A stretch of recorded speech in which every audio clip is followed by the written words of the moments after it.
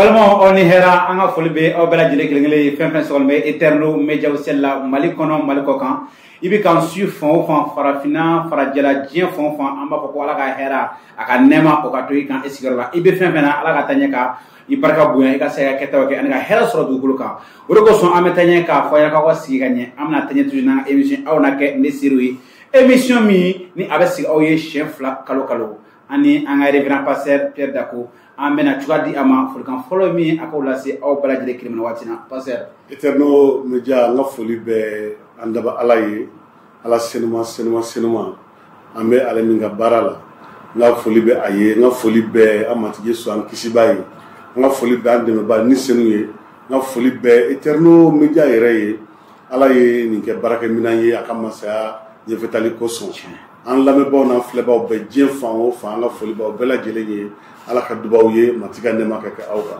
samba fla mo ane duro ambe o kalo sabna no marskalo karamo ga do ko jume ni marskalo ina ala ka ni marskalo ke kalo dumaye amina ka ke kalo barka maye ka ke ni fetali kalo ye amina ka ke sesorli kalo ye amina matiga Yesu to ala amina ina fo ba kalama chuga mina tembele bamba ambulo o ye chidean bara am ka ko ori kan wala sa ana nimero ton na an kuma ko jole chidean an jole ya fo ko awna ke desiri sira ere mu an nisunu joro no be nisunu bulu sira barla passer amba fe bakul ba la ka bo akindi kelgindi aywa ambe ala fo ni mo ko so chidean bara aywa adabora fa ala fe Yesu Krista ani Yesu Krista ye chido nyana tomo ale de yo ke chido yi chido to ale de adi uma o chido e bara de to yininte d'accord nyemoya côté grade côté d'accord aywa bara de do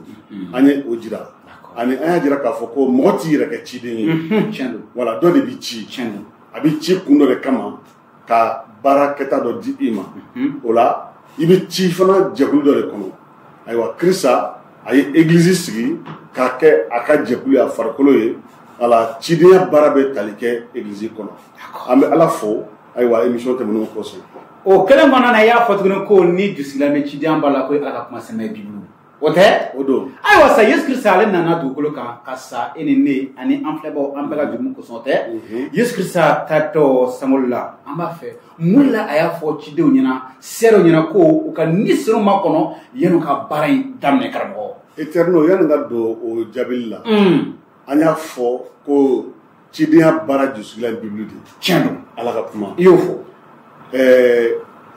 cide ndo baby munu me shinsin mo ka livre sebano ka ni cide ha barake ni min famu yo seban ka gafe do kono oui dobo gafe ta ka o kono kumo ka sinso ka teme biblika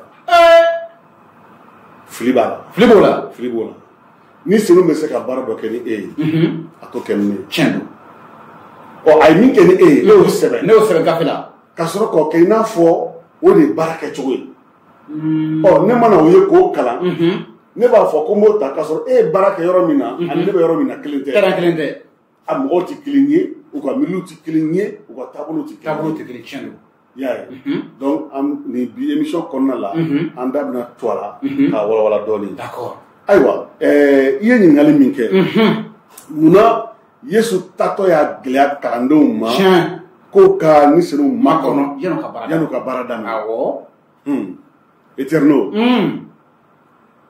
folo Yesu chide ale aka baraka ga dafa yofo aka baraka ga dafa ale ta dafara Yesu saraka kunu o ku anda kumbai ale tira do koso ibita ibisa adama don koso ni joli bi bon ibi do kaburu kono après ibi kunu no fanga di ma ibi kunu ka wuli fi no make adama don te kishi donc Yesu ayo ke flana aye ala jugu aye olu bɛɛ ka fanga bɔsu la o bɛɛ ka sebaya bɔsu la o de kosɔn a bolo wuli sankolo la ko fanga bɛ dira ma sankolo la ni bolo kan y'a mɛn ala jugu ye jɔnni ye Ayo fa ye. C'est année. O do ye aw fanga mina la. Jahanama ayo fanga mina la. Kaburu ayo fanga mina la. Saya ayo fanga mina. Ayo fanga mina. Yaye. Ako aita ne de nyinama yaye. Yaye. Sabana Yesu yɛrɛ taara. Parce que n'i ka baara kɛ ba i bɛ taa o. N'a banna kɔni. N'i ka baara kɛ n'i ma taa. I bɛ gɛlɛya wuli. I bɛ gɛlɛya wuli. I mana kɛ jɔyɔrɔ la sa. I mana kɛ jɔyɔrɔ la i ka mission n'a dafara i bɛ taa. Ala ka district président. District président église ɲɛmɔgɔya bɛɛ passera fɛn bɛɛ. Ni min ko k'a tɛ taa i bɛ taa jagoya o. O de ye gɛlɛya ye sa o. I bɛ taa jagoya. Yesu yɛrɛ t'a ban Yesu taara. Yesu waati bɛɛ kana gɛlɛya don a la. Kana gɛlɛya don a la. Tɛmɛ kuma ye kan. Yesu ko kalandenw ma. I bɛna sura 16 verset 7 la. A ko bɛɛ n'a ta ne bɛ tiɲɛ fɔ aw ye. A ka fisa aw ma ne ka taa. Ni ne ma taa dɛmɛba ni sɛnɛw tɛ na. O kɔrɔ yɛrɛ ko kalandenw kun ta bɛ Yesu ka taa. Dɔw kun ta ka taa kɛ. Kun t'a fɛ ka taa. Sebaya. Mɔgɔ bɛ Yesu nɛnɛ ko ka taga bi. Tiɲɛ yɛrɛ maa bɛ fɛn fɛn ɲɛnabɔ. Ka kɛnɛ dɔ kɛ. Sisan Yesu y'o fɔ min ye o bɛɛ ta n bɛ tiɲɛ fɔ aw ye a ka fisa aw ma. A ka fisa aw ma ne ka taa. Nin tɛmɛna ye. Bon donc Yesu kelen ka o fɔ sisan. N'ale bɛ taa dɔ de bɛ na. N'a taara dɔ bɛ na. Voilà. A ko de la ko ne ma taa dɛmɛba ni sɛnɛw tɛ na. Donc n'ale ma taa ni sɛnɛw tɛ na. O kɔrɔ ko ale ka baara ye ale sara ka kunu ka ala jugu ka fanga minɛ o la o t'a bannen. Baara tɛ jɔ ye. Baara tɛ jɔ ye. O ye dusugilan ye. Sisan baara de bɛna daminɛ. O kun y'ale ka kɛta ye. Donc o la Yesu a bɛna o jira a ye dɛmɛba min ko fɔ ale bɛ taa n'a taara a b'o de ci. I y'a faamuya. N y'a faamu. O de la kɛwalew kitabu la a sura 1 a verset 4 a fɔra ko ka Yesu ni kalandenw lajɛlen to ɲɔgɔn fɛ a y'a fɔ ka gɛlɛya u ma ko u kana yɔrɔ janya Jérusalem la. A ko de k'u kana yɔrɔ janya Jérusalem la. Munna y'o fɔ sa. Merci. Eterno Yesu kununen mɛlɛkɛ y'a fɔ musow ye ko a ye taa fɔ kalandenw ye a ka cidenw ye k'u ka ɲɔgɔn kunbɛn ye Galile ko Yesu rendez-vous d'u ma Galile ka ɲɔgɔn kunbɛn Galile. An y'o sɔrɔ yen. Muso dɔrɔn fɔ. Awɔ. Kalandenw bolila ka taa Galile u taara Yesu sɔrɔ yen.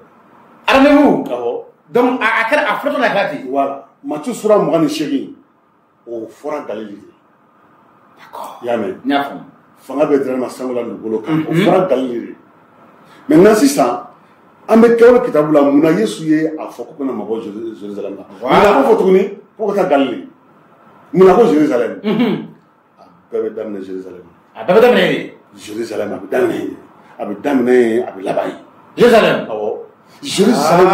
Jérusalem ye Ala dusukun ye. Cidenya baara mission baara a bɛ daminɛ Jérusalem. I y'a mɛn. D'accord. O de kosɔn Yesu b'a kana mabɔ Jérusalem. Ayiwa a y'o fɔ tuma min na a ko ne ye fa ka layidu min ko fɔ aw ye aw ka o makɔnɔ a y'o makɔnɔ n ye layidu min fɔ aw ye n bɛ taa dɛmɛba ni senu min na a y'o makɔnɔ. Yan'a ka baara daminɛ. Voilà. Donc nin kuma in Yesu sinsinna kan olu ko ten k'a y'a fɔ ka gɛlɛya o ma a ye n ye layidu min ta aw ye dɛmɛba layidu a y'o makɔnɔ. A y'o makɔnɔ. O kɔrɔ b'a jira ko baara in tigi b'a la. Tigi b'a la. Tigi b'a la. D'accord. A fɔra ko min ma kɔnɔ dɛ. O de ka bon ne bɛɛ ye. O de y'a tigi ye. Parce que n'a fɔra ko a ye karisa ma kɔnɔ o kɔrɔ ko jɔyɔrɔba bɛ karisa la dɛ. Jɔyɔrɔba b'o la dɛ. N'o tɛ. a bɛ se ka n'a y'aw fila la ayi a ti ɲɛ. O kɔrɔ min bɛ terrain kan bi Yesu yɛrɛ ye nin fɔ kalandenw ɲɛna ko ka discipline makɔnɔ yan'o ka baara daminɛ. Awɔ. U sɔnna ka Yesu kan minɛ k'a kɛ tigɛ kɔnɔ. Minnu bɛ terrain kan bi don n'olu tɛ ka ko to ni sɛnɛ bolo dun.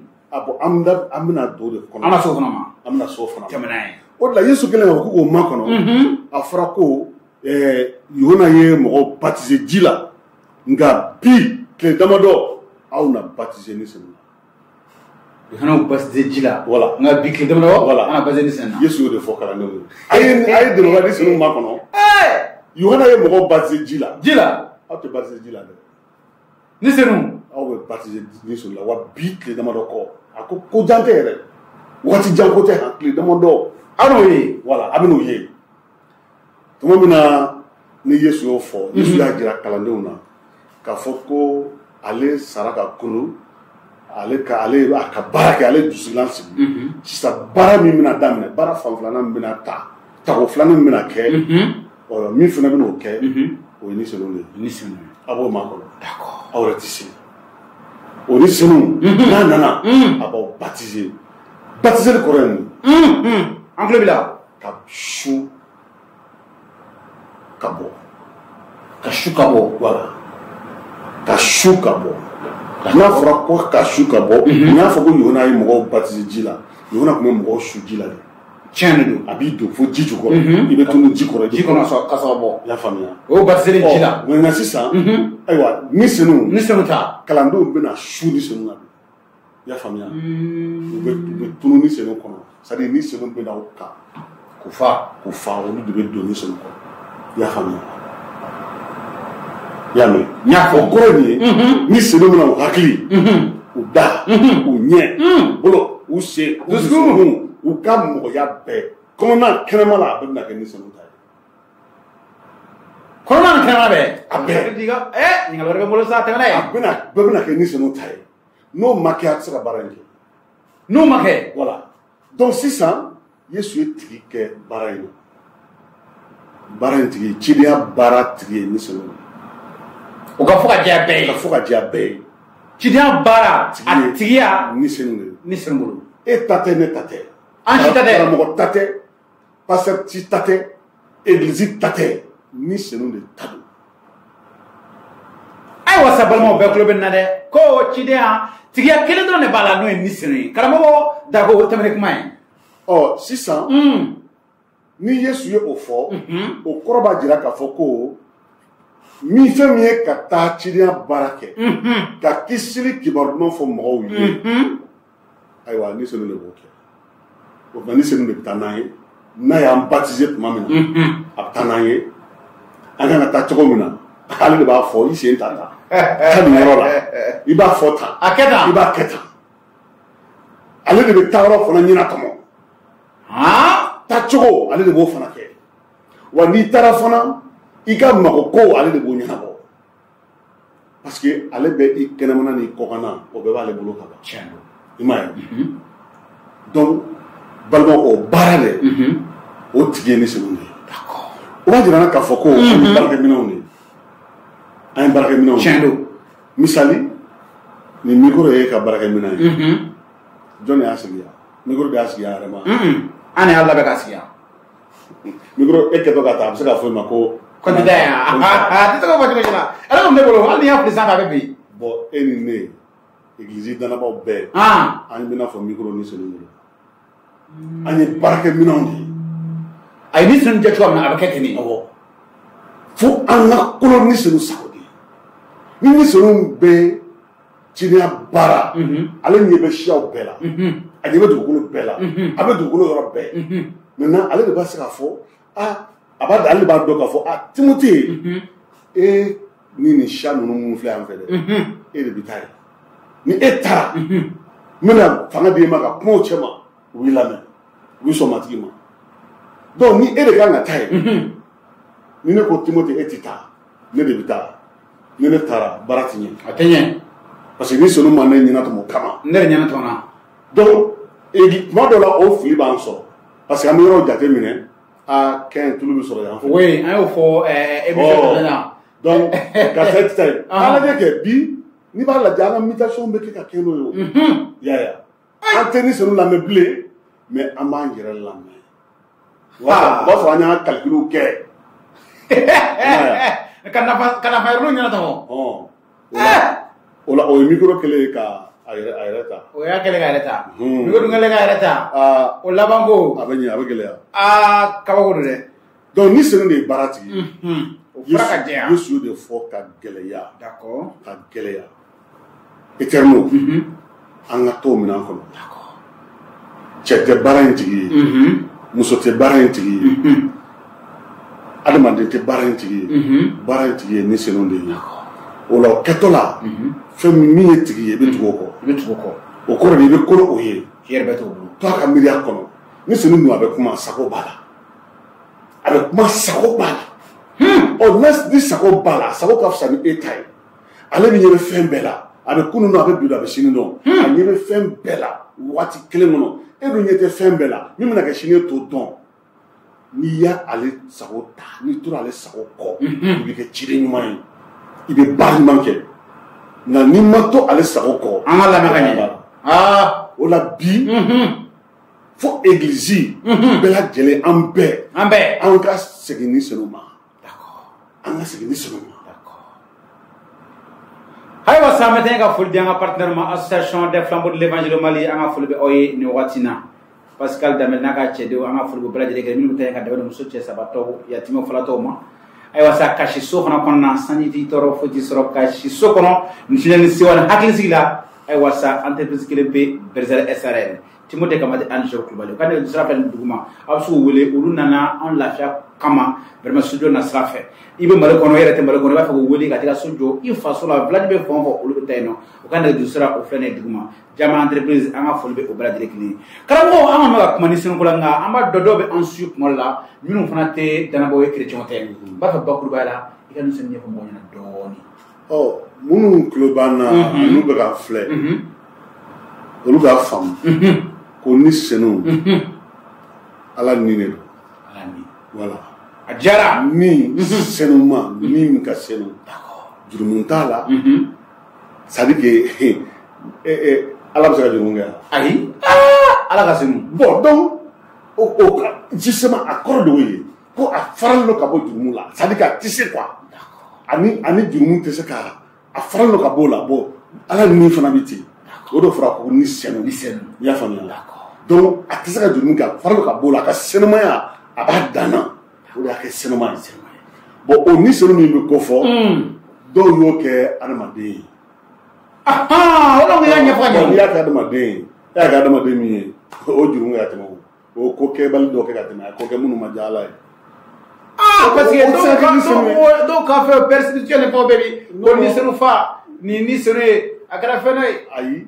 non ni senu ala ni de don ala ni ka jɛ bɛɛ ye dusu b'a la sago b'a la hakili b'a la a bɛ kuma voilà a bɛ sɔn a bɛ ban b'a la je pense que jara donc karamɔgɔ ka o ɲininkali fɔlɔ kun cɛ i y'a fɔ ko ni tigɛ bɛ ci la o ye ni senu ye donc ciden o kɔrɔ bɛɛ k'i yɛrɛ to ni senu bolo ni i b'a fɛ vraiment ka nɔbɔ ko la ka taa yɔrɔ la ni senu sago i k'i yɛrɛ to ni senu bolo bakuruba la fɛ Eterno ni ciden min ma to ni senu sago kɔ o bɛ taa ka cidenya baara la a bɛ se ka san 100 kɛ a ka yɔrɔ la a tɛ foyi kɛ a tɛ nɔbɔ n'a ma to ni senu bolo a tɛ nɔbɔ a tɛ nɔbɔ parce que i bɛ yɛrɛ sago kɛ la i bɛ yɛrɛ sago kɛ de la n'o tɛ cidenya baara in a ka nɔgɔ n'i y'a ta tigi bolo min ni senu ye Yesu ko Yohana 14 la a ko dɛmɛba ni senu ne a nana tuma min na a bɛ diɲɛ ka jurumu jɔ a la a bɛ na tilennenya k'o fɔ ko ale de bɛna mɔgɔw ka jurumu jɔ u la ale de bɛna mɔgɔw tobi mɔgɔw tobili man gɛlɛn ni senu bolo ayi o yɔrɔ kelen ko ye non ni senu ye ala de ala ni de don a sɛbɛ dan la mɔgɔ min filɛ nin ye a dilantɔ ni senu b'a la donc a b'a dɔn mɔgɔ ye min ye maintenant mun bɛ baara gɛlɛya bi mun y'a kɛ mɔgɔ tɛ tobi bi mun y'a kɛ mɔgɔ tɛ tobi bi Eterno parce que an bɛ mission in na yɛrɛ sago de la bon ni senu n'an bɛ yɛrɛ sago la ni senu tilara ka baara kɛ o kɔnɔ an bɛ jama an b'a fɔ ko an b'an disi ko anw de y'a kɛ donc ni senu tɛ bonya sɔrɔ o la Yesu tɛ bonya sɔrɔ ala tɛ bonya sɔrɔ an de y'o kɛ sa an ma ɲɔgɔn bonya o dun man ɲi dɛ sinon n'an tora ni senu kɔ kɔgɔ kɛra cogo o cogo dusukun gɛlɛyara cogo o cogo ni senu b'a magaya a b'a magaya ni senu b'a magaya yɔrɔ mana gɛlɛya cogo o cogo fana ni senu b'a magaya yɔrɔ tɛ ko ni senu tɛ se ka don yɔrɔ min na kabako tɛ ko ni senu tɛ se ka min kɛ sɛbɛya tɛ min bɛ se ka ni senu bari min bɛ se ka ni senu lajɔ a ka baara la i y'a faamuya mais anw de baarakɛminɛn y'a bolo n y'a fɔ kaba ni micro ko a tɛ jɔ yan ayi n tɛ sigi yan o tɛ se ka fɔ a tɛ kɛlɛya an bɛ kɛlɛ e b'a fɔ k'i b'a ta ka na b'aw ka ten a tɛ kɛlɛya o donc ciden fɛn fɛn tɛ ni senu sago kɔnɔ ka kolo ni senu ye ka majigin ni senu ye ka taa ni senu sago kɔnɔ ka baara kɛ ni senu sago kɔnɔ o ye o ni senu bɛ kɛlɛ de la c'est à dire que ni senu dun tɛna a bolo la tiɲɛ ka kɛlɛ kɛ i fɛ o kɔrɔ de ko a b'a jɛ a b'a yɛrɛ to kɛrɛfɛ a bɛ to yen n'a b'i to yen Nini seri tui. I ka ko de b'i bolo. I ka ko b'i yɛrɛ bolo dɛ. Est ce que laban ko na ɲɛ. Karamɔgɔ i kumana fanga fila ko la ni seri min bɛ di seerew ma walima cidenw ma an bɛ se ka fɔ fanga ba fila. An b'a fɛ halisa i k'o fanga ba in i ka walawala anw ye ka tɛmɛ hali fɔlɔ la ta kan. Sisan de an bɛna se baara in a kolomayɔrɔ ma. A kolomayɔrɔ. An bɛna dun a kɔnɔ de. Ni senu ni partisera ni senu. C'est-à-dire e sura ni senu ni senu. I sura ni senu ka bɔ. Ni senu bɛ fan bɛɛ. E kɔkana ni e kɔnɔna minɛ. E b'a sago kɔnɔ e y'a ka baarakɛminɛn ye i b'a bolo. A bɛ fanga fila d'i ma. I y'o fɔ fanga fila an ka bɛɛ k'o de ɲɛfɔ an ye. Belebele fila. Fanga belebele fila a b'o de di i ma. O fangaw. Fanga fɔlɔ. O ye kɔnɔna fanga ye. Fanga fɔlɔ o ye kɔnɔna fanga ye. Awɔ. D'accord. Eterno. Fɛn bɛ ne kɔnɔ. Ah, fɛn bɛ kɔnɔ de an bɛ se ka fɔ ten. D'accord. Mun bɛ sɔrɔ ne kɔnɔ. Ah bon biométrique ko furu ni nugu ni fɛn k'olu bɛ mɔgɔ kɔnɔ. Voilà. Donc fɛn caman bɛ na. Fɛn caman bɛ yen. Fo bɛ dusukun bɛ biɲɛ bɛɛ. Fɛn bɛɛ caman caman bɛ yen. E ɲɛ b'u la. A ne fɔlɔ dɛ. Bon fɛn dɔ bɛ n kɔkɔna la. Kɛnɛma. Kɛnɛma ɲɛ bɛ fɛn dɔ la tɛgɛ ni sen. Ah voilà. Mais sisan. N bɛ se ka n tɛgɛ don n kɔnɔ wa. Ayi i tɛ se o kɛ dɛ. I y'a ye dɛ. Ayi o tɛ se ka kɛ. Kɔnɔna fɛnw n'u ka baara don. Kɛnɛma fɛnw n'u ka baara don. Ni senu b'an kɔnɔ a bɛ baara dɔ de k'an kɔnɔ. O ye fanga de ye. Ni senu bɛɛ ciden seere kɔnɔna dilan ye. A b'a dilan ni mun ye. Il faut fɔ ni biɲɛ minnu bɛ yen olu tɛ o olu dilan ka olu bɛ yen o. Olu tɛ. I y'a faamuya. A bɛ na i kɔnɔna jogo. A bɛ ni jogo de dilan. A y'a partagé. Sɔn ɲuman di. Ka sɔn ɲuman di ma. K'i kɛ mɔgɔ kɛrɛnkɛrɛnnen mɔgɔ ɲuman ye. O de fɔra Paul y'o faamuya tuma min na Paul tun ye mɔgɔ farima da ka jugu. Dusu ka farin a man ɲi. I y'o fɔ mɛnɛ. A bɛ mɔgɔ bila kaso la a bɛ mɔgɔ faga. I y'a faamuya. Tuma min na n'a partisera ni senu la. Ni senu ye baara min k'a kɔnɔ. Tellement que baara bonna a ye sɛbɛn di galasikaw ma ko galasikaw. Ko ni senu den o ye kanuya ye. Donc ni senu bɛ fanga fɔlɔ min di ciden ma seere ma o ye a den ye. O y'a den ye. N b'a fɛ an ka kalan Bible kɔnɔ. D'accord. Joona. Ok. Galasikaw sura 5. Verset i b'a dɔn ko Ala ka kuma a bɛ min fɔ an ye ka kɛ ni nin kow ye a ka bon dɛ. A ka bon. D'accord. Ayiwa sa an bɛ yɔrɔ ɲini k'o kalan. Galasikaw sura 5. Joona. Verset an bɛ se ka daminɛ yɛrɛ ko verset 19 na. D'accord. Ayiwa sa an b'a ɲini a fɛ a ka taa toujours ka partager. An bɛna Galasikaw sura 5 kalan nin wagati in na ka tɛmɛ ni an ka émission ye i n'a fɔ a b'a kalan cogo an bɛ ka kuma cidenya ko la cidenya. Galasikaw sura 5 verset joli passer. Verset 19 an b'a daminɛ. 19. Paul bɛ mɔgɔ fila jira. A b'a fɔ ko farisogo ka kɛwalew jira la olu filɛ. Tiɲɛ don. Jatɔya. Nɔgɔlenya. Kakalaya. Bolibatoli. Tiɲɛ. Est-ce que nin ŋunu ka ɲi. Ŋunu ma ɲi dɛ. Ŋunu ma ɲi. Ayi maa bɛ nin kɛ. An ka taa ɲɛ. Subaya. Juguya. Tiɲɛ. Sɔsɔli. Kɛlɛ. Keleya. Olu ka ɲi wa. Olu si ma ɲi. An ka taa ɲɛ. Dimiya. Bila ɲɔgɔnna ko. Farali. Kantilali. Kɔniya. Dulɔtɔya. Ni kokolonya. Ani o bɔɲɔgɔn ko. Ne bɛ aw la sɔmi. Ko ne tun y'a fɔ aw ye i ko ne tun y'a fɔ aw ye ka ban cogo min na. Ko minnu bɛ o k'o kɛ olu tɛna don Ala ka masaya la fiyewu. Hali sigida la maa min ko in kɛ Mali sigida mɔgɔw ye. Bon nin ye adamaden ye min mago bɛ kisili la. Maa min ka kɛwale bɛn bɛ ma. Voilà seere kan ka taa kuma mɔgɔ min fɛ a sɔn man ɲi a jogo man ɲi a ka adamadenya si man ɲi a lajɛ kɛ fɛn ɲuman tɛ nin. Fɛn ɲuman kelen tɛ na dɔtɔya jatɔya kakaleya fɛn ɲuman si foyi t'a la. Farali suɲɛli. Donc seere kan ka taa kuma mɔgɔ sugu de fɛ min bɛ nin fili na. Voilà maintenant ni e ye seere ne bɛ taa kuma ni mɔgɔ fɛ nin jogo si man ka sɔrɔ ne la. Parce que i y'a fɔ a bɛ ko sɛ ni seere yɛrɛ kɔnɔ dilan o de t'e la. O de la sisan ni sɛbɛn bɛ kɔnɔ dilan. Ko bɛ ɲɔgɔn kɔnɔ. Pour que ka e kɛ mɔgɔ ye i kumatɔ nin fɛ a b'a ye k'a fɔ ko non e ka fisa ni ale ye. I ka ɲɛnɛmaya yɛrɛ jogo a bɛ nege o nɔfɛ. I ma wulu negele kolo nɔfɛ. Tiɲɛ. Fa daji bɛ bɔ. O ye tiɲɛ. Donc ni mɔgɔ a bɛ nege e seere de nɔfɛ. Maintenant seere kɔnɔ bɛ dilan cogo di a filɛ. O fana fɔra. Verset 22. C'est le kono bɛ dilan nga ni senu den ye kanuya ye ni senu y'i baptisé n'a y'i kɔnɔ minɛ n'a sigiri ka i kɔnɔna ni kankana bɛɛ minɛ a filɛ n'a y'i baptisé a filɛ ko a bɛ den de bange la ko ni senu den ye kanuya ye ani ɲagali hɛra olu ka ɲi kosɛbɛ muɲuli hinɛ ɲumanya o ka ɲi olu bɛɛ ka ɲi olu bɛɛ ka ɲi alabani danamɔgɔya sabali i yɛrɛ minɛli ko sariya si tɛ o bɔɲɔgɔnko kɛlɛ ayi hali sigida la foyi tɛ ninnu kɛlɛ sariya si foyi farafin ne farajɛla bɛɛ ala ka sariya ti kɛlɛ hali sitanɛ ka sariya tɛ se k'i kɛlɛ ayi parce que e tɛ jogo kɛ min ka di sitanɛ ayi ni jogo nin bɛɛ ka ɲi i y'a faamuya donc ni senu bɛ nin baara de kɛ seere kɔnɔ k'e kɔnɔ dilan o de ye fanga ye o ye fanga de ye ni mɔgɔ ni seere o seere kɔnɔ ma dilan ciden o ciden ni e kɔnɔ ma dilan ta ni senu fɛ nka e ye nafigi ye an nkalon ka di e ye namara ka di e ye e yɛrɛ bɛ dibiriw na e taalen dugu kɔnɔ cidenya la e yɛrɛ bɛ dibiri na e bɛ taa k'e bɛ taa kɛ seere ye o bɛ e bɛ ye gulɔbiyɔrɔ mɔgɔ ye n'a fɔra an k'an bɛɛ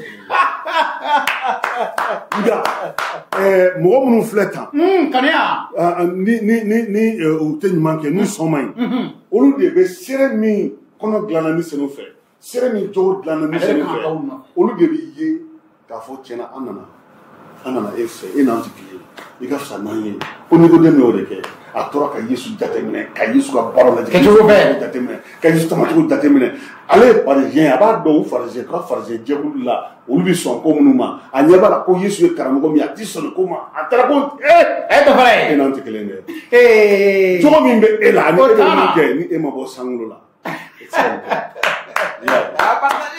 donc ni senu a bɛ fanga fɔlɔ min di seere ma o ye kɔnɔna ye kɔnɔna dilan ka ɲɛ seere ani kanuya bɛ cogo di ɲininkali gɛlɛn parce que e yɛrɛ y'a fɔ ko a den ye kanuya ye kanuya tɛ kiiri tigɛ mɔgɔ kan kanuya tɛ mɔgɔ kɔrɔ fɔ kanuya tɛ mɔgɔ nɛni o la n'i taara ni mɔgɔw cɛ ma i taara dugu dɔ kɔnɔ u bɛɛ bɛ taa farisogo nɛgɛ ko si jogo man ɲi kanuya bɛ mɔgɔ woloma wa kanuya tɛ mɔgɔ woloma wala an ka bɔ yɔrɔ fana ɲininkali kanuya tɛ maa woloma ka taa waritigi bɔ fantanw na est ce que kanuya y'o fɔ ayi kanuya m'o fɔ dɛ kanuya m'o fɔ donc sisan e nana ni dugu kɔnɔ dugumɔgɔw bɛɛ jogo man ɲi u bɛ taa e nana ni kanuya de ye ne tila ka t'i jɔ nin dugumɔgɔw jogo man ɲi n'o tɛ bɔrɔta ou bien e bɛna sigi mɔgɔw fɛ minnu bɛ dugumɔgɔw baara bɔ e ka gɛrɛn o ye mɔgɔw ye minnu bɛ dugumɔgɔw kɔrɔfɔ u bɛ dugutigi yɛrɛ kɔrɔfɔ u bɛ dugutigi kankɔrɔsiw kɔrɔfɔ e yɛrɛ fana b'i da dɔw la e n'olu bɛ te ni ɲɔgɔn fɛ a ye kɔnɔna ma dilan i ka seereya cɛ maa o maa jogo bɛ e kɔnɔna ma dilan i tɛ kiiri tigɛ o dugu kan i y'a mɛn i tɛ kiiri tigɛ o dugu kan donc ni senu bɛ fanga fɔlɔ min di danaba ma o de ye nin ye bon maintenant ni jogo ɲɛna adamadenw b'i bonya o diyagoya u bɛ siran ɲɛ u b'i gasi sigi dugu sariya b'i bonya i y'a faamuya u bɛ se ka nkalon da i la mais mɔgɔ bɛ sɔrɔ dugu kɔnɔ k'a fɔ karisa tɛ sɔn ne ma kabini nin b'an cɛ ma a siri tɛ an ka nin ko ninnu na mɔgɔ ɲuman don mɔgɔ sɛbɛ don mɔgɔ bɛ sɔrɔ min b'o fɔ donc ni senu ka baara ye fanga fɔlɔ ye i kɛ mɔgɔ sɛbɛ ye Yesu seerew bɛɛ ka kɛ mɔgɔ sɛbɛw ye ka minnu bɛ danfara don tɔw bɛ nege minnu nɔfɛ c'est à dire an ka ɲɛnamaya bɛ k'i n'a fɔ kasa duman n'i donna yɔrɔ o yɔrɔ mɔgɔw fɛ parfum dɔ tɛmɛna parfum dɔ tigɛra parce que mɔgɔ de tɛmɛna a barika la ye maintenant o ye e ye a bɛ kɔnɔma jɔ ni a b'i kɔrɔ o ye fanga fɔlɔ y'o fɔ bon ni jɛɲɔgɔn tɛ e ni senu cɛ ni e tɛ kolo ni senu ye ni e tɛ ni senu sago ɲini nin baara bɛ gɛlɛya ni senu ye a bɛ gɛlɛya ni min yɛrɛ t'a bolo o de kosɔn don o don ni ala y'o da ciden seere Yesu seere kan ka jɛɲɔgɔn ɲini ni senu ye maintenant bi an caman tɛ ni senu dɔn an caman mago tɛ ni senu la an bɛ ka Yesu de wele tuguni na ne dilan na ne kɛ tan Yesu dun taara Yesu ko a da ka da la n ka taa dɛmɛba bɛ na ni senu de bɛ yen ni senu de bɛ yen wa cidenya baara tigi ni senu de ye o ka to a bolo ciden bɛɛ kan ka kole ni senu la ka tugu ni senu kɔ k'a bila ni senu ye i m'a ye ɔ bi an bɛ ka min ye mɔgɔw de bila mɛ ni senu ɲɛ u bɛ to ka ni senu manipuler ka ni senu k'u sago ye ni senu b'a kɛ tan dɔw yɛrɛ bɛ yen u bɛ u ka manipuler ka ni senu manipuler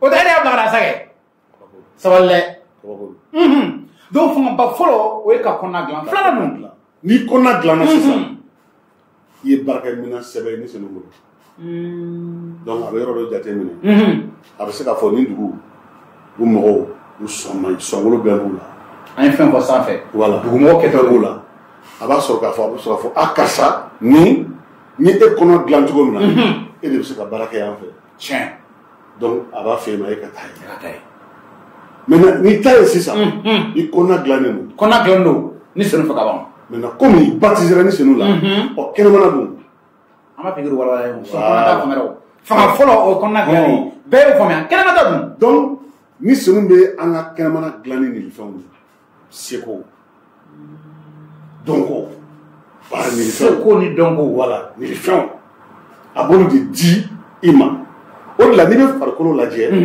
kɔnɔna fɛnw bɛ yen kɛnɛma fɛnw bɛ yen kɛnɛma fɛnw olu bɛ baara kɛ tɔw mɔgɔ wɛrɛw de ne bolo filɛ nin ye bolo bɛ baara kɛ mɔgɔ de ye sen bɛ baara kɛ mɔgɔ de ye bon nin fɛn di kun ye ni senu fɛ ka baara kɛ mɔgɔw ye ka baara kɛ mɔgɔw cɛ ma o ye fanga de ye nin fɛn ye fanga de ye ni senu bɛ min d'i ma walisa ayiwa ni ninnu la mɔgɔ jugu bɛ yen kɛlɛkɛlaw bɛ yen subaw bɛ yen u n'u ka baara kɛ dibi la e ɲɛ t'u la o e ɲɛ t'u la donc ni senu bɛ e dilan min b'a to e ka baara b'olu ka baara tiɲɛ ya o de kosɔn an ka kɔrɔntigɛw sura 12 lajɛ an ka taa joona kɔrɔntigɛw waati kan kɔ voilà mɔgɔ ka sɔrɔ kɔrɔntigɛw jɔlen fɔlɔ ta sura 12 verset 4 ka se 11 ma a ko nin fɛn sifa ka ca tiɲɛ n'a fɔ ko nin fɛn baara de i y'o fɔ nin fɛn baara sifa ka ca nin fɛn sifa ka ca nka u bɛɛ bɛ bɔ ni senu kelen de la ni senu kelen ni senu kelen ni senu tɛ fila ye ala ka kuma fila tɛ kelen dogo ye kelen don ni senu kelen an ka taa ɲɛ baara sifa ka ca nka u bɛɛ bɛ kɛ matigi kelen de ye matigi tɛ fila ye o fana kelen yesu de don verset 6 ko baarakɛcogo ka ca nka ala kelen de bɛ u bɛɛ kɛ mɔgɔ bɛɛ kɔnɔ ala kelen ni senu kelen matigi kelen ala kelen donc o kelenya an tɛ se k'o tiɲɛ quoi o bɛ yen o sigilen don sisan verset 7 ala ni b'i jira ni nin fɛn dɔ dili ye mɔgɔ bɛɛ kelen-kelen ma mɔgɔ bɛɛ nafa sɔrɔli kama i ni faamu wa n ye nin faamu ko ala ni b'i jira a b'i jira ala ni b'a jira e la ni nin fɛn dɔ ye mɔgɔ tɔw nafa kama c'est vrai a sɛbɛnna filɛ yan donc ni ala ni senu ye nin fɛn dɔ d'i ma n'a nana fɔ e ye Timothée n ye nin fɛn d'i ma e ta tɛ baara de don a d'i ma mɔgɔw nafa kama k'o baara kɛ e kan k'o baara kɛ tɔw de ye n'i ye bana k'o baara kɛ sisan i ye mun kɛ i ye tɔw balo ka hɛrɛ sɔrɔ la kɛ voilà wa i kɛra ɲɛmɔgɔ fana ye wa i ni senu tɛ bilen ni bana ka ni senu ta kɛ i ni senu tɛ bilen tɛmɛna verset 8 verset 8 hakilitigiya kuma dira dɔ ma ni senu fɛ n'i ko k'i tɛ hakilitigiya kuma fɔ mɔgɔw ye mɔgɔw ka nafa sɔrɔ min ɲɛ o dun dir'i ma o ni kelen o ni senu kelen ye dɔnniya kuma di dɔ wɛrɛ ma hakilitigiya bɛ dɔ bolo dɔnniya bɛ dɔ bolo o ni kelen ye danaya di dɔ ma danaya bɛ dɔ bolo ka kuma ni danaya ye a ye taa de bɛ kɛ banabaatɔ kɛnɛyali se dira dɔ wɛrɛ ma o ni kelen barika la karamɔgɔ kabako kɛli se dira dɔ ma se dira dɔ wɛrɛ ma ka kiraya kɛ tiɲɛ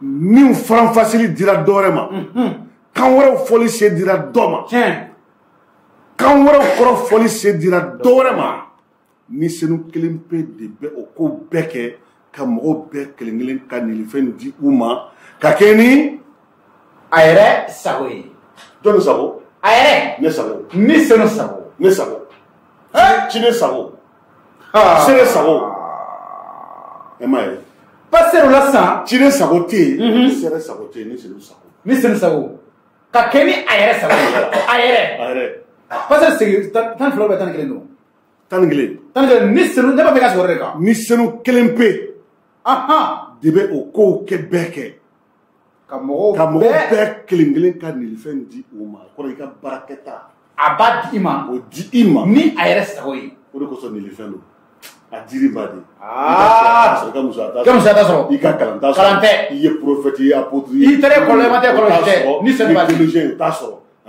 i ye malakɛ i ye ndɔrɔso kɛ i ye bunge i ye farati hali ni kucala fana kɛ hali kucala fana la faamuya i ka église mɔgɔ fila ye i bɛ église mɔgɔ i ka église danaba ba fila ye ba duuru ye o t'a sɔrɔ fo ni sɛnɛ ka di t'a sɔrɔ fo ni sɛnɛ b'a di ayi a kɔnjɛra o k'a di i ma ka kɛ ni a yɛrɛ sago ye maintenant walisa i bɛ mɔgɔ minnu cɛ ma ka cidenya baara kɛ ka Yesu seereya baara kɛ ni kabako kɛli ni fɛn diri ma sa banabaatɔ ni kɛnɛyali ni fɛn diri ma sa mais i bɛ taa sɔrɔ e bɛ taa dugu min na o dugu banabaatɔw de ka ca tiɲɛ i y'a faamuya tiɲɛ don d'abord i jogo ka ɲi kɔnɔna dilan ka labɛn na ka ban ni sɛnɛfɛn o ye fanga fɔlɔ ye o ye fanga fɔlɔ ye i mana Ala deli i mana fɔ banabaatɔ min ko ka kɛnɛya o bɛ kɛnɛya Yesu tɔgɔ la i ka kɛwale ani ka jogo olu bɛ taa ɲɔgɔn fɛ parce que nin bɛɛ ni sɛbɛn kelen de bɛ nin bɛɛ la o de fɔra fan bɛɛ la a y'a bɛɛ kalan sisan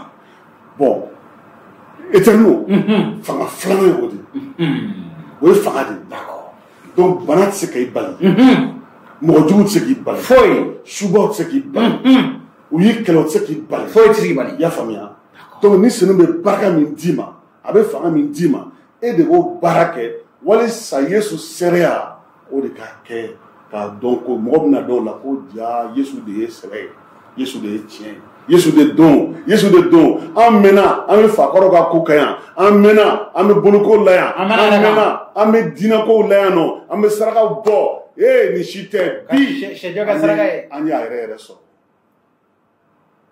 ciden filɛ ciden bɛ ni senu sago kɔnɔ o de bɛ baara kɛ nin cogoya la tan an bɛ taa ɲɛ waati kɔnɔ ma an kɔ ma taa barisa karamɔgɔ fangaba fila y'o fɔ ka kɔnɔna dilan a kɛnɛmana dilan ciden kɔni ko bɛɛ bɛ ni senu bolo mun de la ni fanga fila mun de la nin dira ciden ma ni fanga fila dira ciden ma mɔgɔw tɔw nafa de kosɔn mɔgɔ nafa awɔ Yesu nana de kosɔn a nana anw de kosɔn adamadenw o de kosɔn a ye adamaden bonya a ye mɔgɔ bonya fo k'a nin di a kosɔn maintenant ciden fana seere i ye mɔgɔw ta de c'est à dire que ciden t'a yɛrɛ nafa ɲini i y'a faamuya ni mɔgɔ ko bɛ ciden la i ciba kungo de y'o ye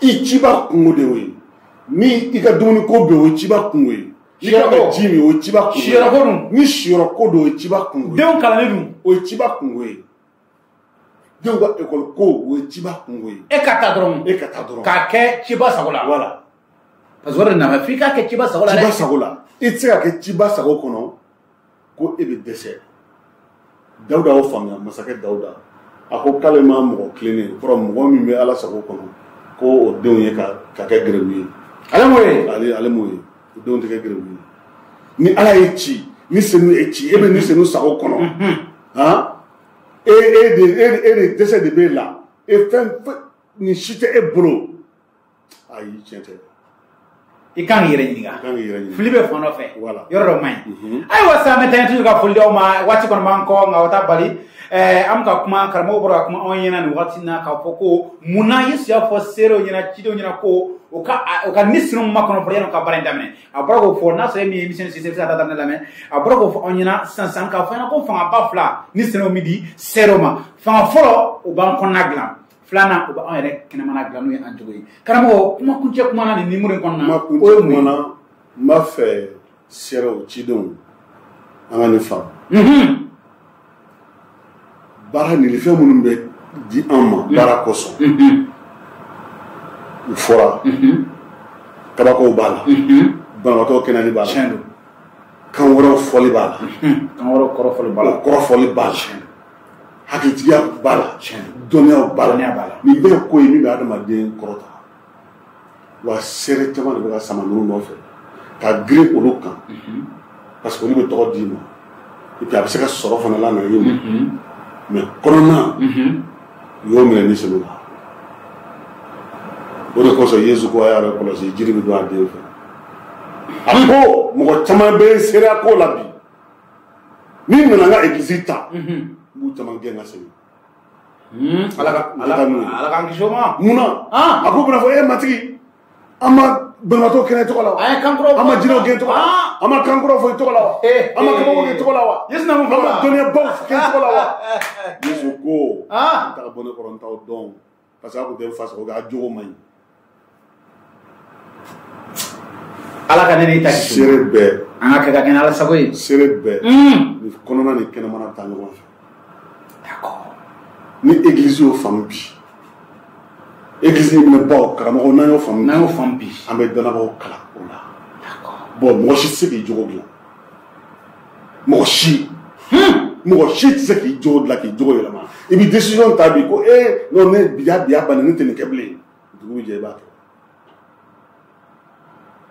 u ye ni senu de wele o wele ni senu makarena na hinɛna n'ale y'a dilan dilanko kelen na n dara la k'i bɛ n fɛ n jogo dilan ni senu i yɛrɛ to a bolo a b'i jogo dilan voilà an k'an yɛrɛ to ni senu bolo a k'an jogo dilan ayiwa sisan an b'a ɲini a fɛ ka taa ɲɛ k'an suit bɔlɔsiraw bɛɛ kan Facebook YouTube TikTok WhatsApp Eterno Media sɔrɔ nin bɛɛ sanfɛ a ka jɛmukan aw na kɛ ne sero ye an y'o fɔ a bɛ sigi aw ye siɲɛ 2 kalo kɔnɔna ani révérend pasteur Pierre Dako ani ale de bɛ jɛ k'o kɛnɛ sigi ɲɔgɔn fɛ a' taa ɲɛ k'aw sɔrɔ to an ka bɔlɔsiraw la ala ka dɔn an ye ala ka anw bɛɛ nimoro wɛrɛ la Yesu Kirista tɔgɔ la amina bye bye